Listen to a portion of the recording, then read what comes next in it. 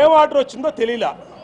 సభలోకి సభ మీద తీసుకున్న నిర్ణయాన్ని, ఇది ఒక స్పీకర్ గారో ఒక పార్టీ తీసుకున్న నిర్ణయం కాదు. రోజా గారి సస్పెన్షను సభ తీసుకున్న నిర్ణయాన్ని, అది గతంలో అనేకమైన ప్రెసిడెంట్స్ ఉన్నాయి. ఆర్టికల్ 212 స్పష్టంగా చెప్తా ఉంది, పార్లమెంటరీ వ్యవస్థలో జ్యుడిషియరీ సభ తీసుకున్న నిర్ణయాల్లో దాన్ని జ్యుడిషియరీ వ్యవస్థ జోక్యం చేసుకోకూడదని ఆర్టికల్ 212లో స్పష్టంగా ఉంది. ఎన్ని పరిశీలిస్తాం.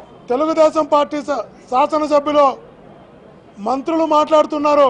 హైకోర్టు తీర్పుని చూసి డిసైడ్ చేస్తాం, శాసనసభ ఏ నిర్ణయం తీసుకున్నా చెల్లుతుంది అన్నట్లు ప్రత్యక్షంగా పరోక్షంగా మాట్లాడుతున్నారు. నేను చెప్తున్నా, ఎవరిష్టానుసారం వాళ్ళు నడపడానికి ఏం ఎన్టీఆర్ ట్రస్ట్ భవన్ కాదు, తెలుగుదేశం పార్టీ ప్రాంతీయ కార్యాలయం కాదు. సభలో కొన్ని నియమాలు ఉంటాయి, కొన్ని నిబంధనలు ఉంటాయి, చట్టాలు ఉంటాయి. అందుకు లోబడి ఎవరైనా పనిచేయాలి. పని చేయకపోతే ఇలాంటి చంపపెట్టులు ప్రభుత్వానికి పడతాయి అని ఒక్కసారి గుర్తుంచుకోవాలి.